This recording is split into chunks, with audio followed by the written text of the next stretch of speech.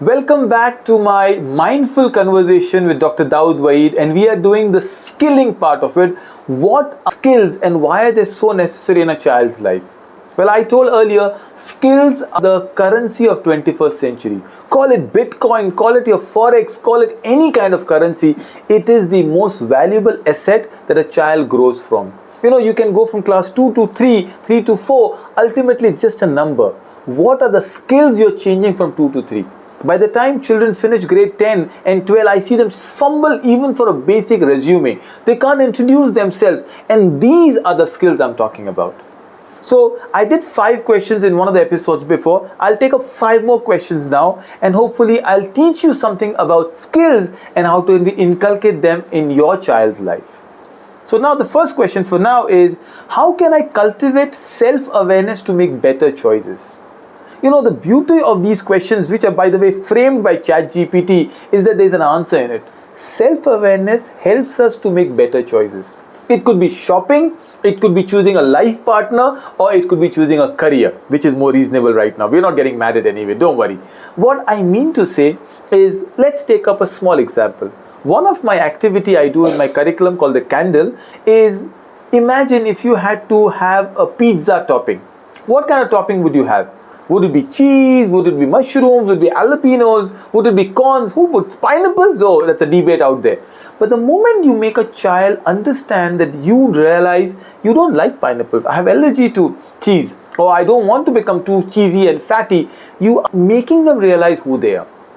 Self-awareness starts with their own realization of their strengths and their weaknesses. And the moment you realize what looks good on me, oh okay, am I spending too much time on only getting ready and not preparing my speech enough?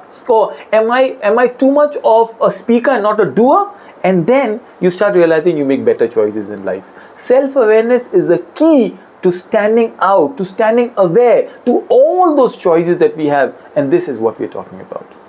Question number 2 for today is, why is time management crucial for balancing academics and extracurricular activity? Is that even a question? I said in my gupshup earlier that we don't do time management, we actually do clock management. Oh, it's 4 o'clock, let's have food. Oh, it's 4:30, let's go for sports. Oh, it's 5 o'clock, let's go for tuition. What is happening is, we're trying to squeeze too many things in a time, and we're not taking a time out to enjoy it. When I'm reading, it could be 15 minutes of reading, but the result is 10x time. What I mean by 10x is, let's say you are reading something, the answers you are seeking elsewhere is in the book. When you're going for sports, you're not just going to win and score a football, you're going so that your physical health is good. You're going because you can exercise better. You're going so that you rested and now you played and you can go and sleep well. So many of us are living a life like a rat race. The problem with rat race is, even if you win, you're still a rat. Let's come out of this. Let's come out of this going in the circle around and around, and that is what time management is. Spend time a little less on your mobile phone and listen to something. Read something, draw, doodle, gardening, speak to people, just walk. But that is what you need to learn. Managing the best of the time, because all of us are blessed with the same amount of time. Some of them exceed because we know how to manage it. Some of them actually reduce ourselves because we just are wasting it by, just exploring opportunities that are lying and not taking them. For a child, it becomes even more crucial because you ration your time for the subjects you may not be very good at. And this is how, there is a technique in one of the books called the Pomodoro technique. Pomodoro technique is, for every 20 minutes that you spend, give yourself a 5-minute break.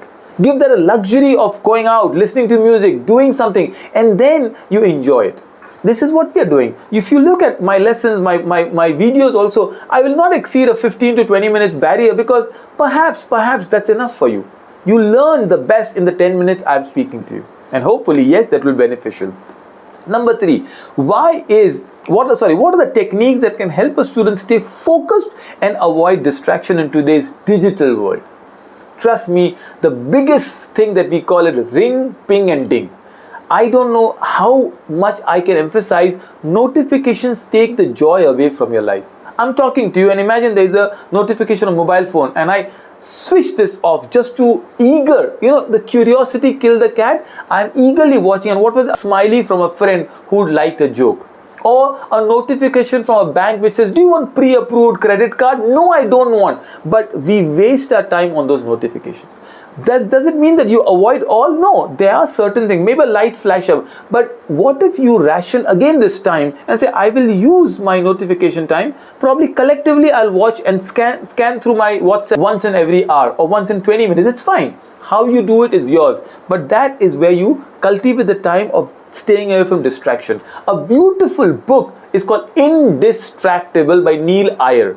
Neil Iyer has written a brilliant book where he gives you technique, and one of the ones that I told you is this, where you just avoid notifications. Another thing is, plan your mobile time. The amount of time you pick up your mobile and you unlock it is the amount of stress you have. Look at in a day's time. Let's say assume that 8 hours to 10 hours goes away in your daily hygiene and sleep. In the next 14 hours you've got, how many times you pick up and unlock your mobile phone? The idea is you pick up a mobile phone, watch it for as long as you want. Once you stop it, don't pick it up again.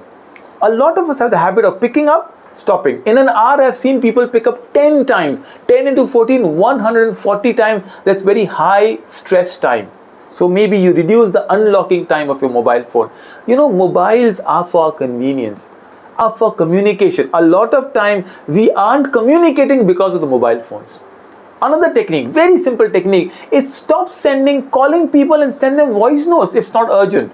If you don't want an answer back, send a voice note. The person will hear you in the leisure, or send a small message. I have got people who I know, because they wanted to do a sales meeting, they call me 3 times and I feel irritated, because why in the world would you call them thrice if I did not pick up in the first time? What are the other channels? Emails, WhatsApp, Instagram DM. What are those channels for? Same thing, teach them to a child and the child will better himself or herself in their own distraction world of life.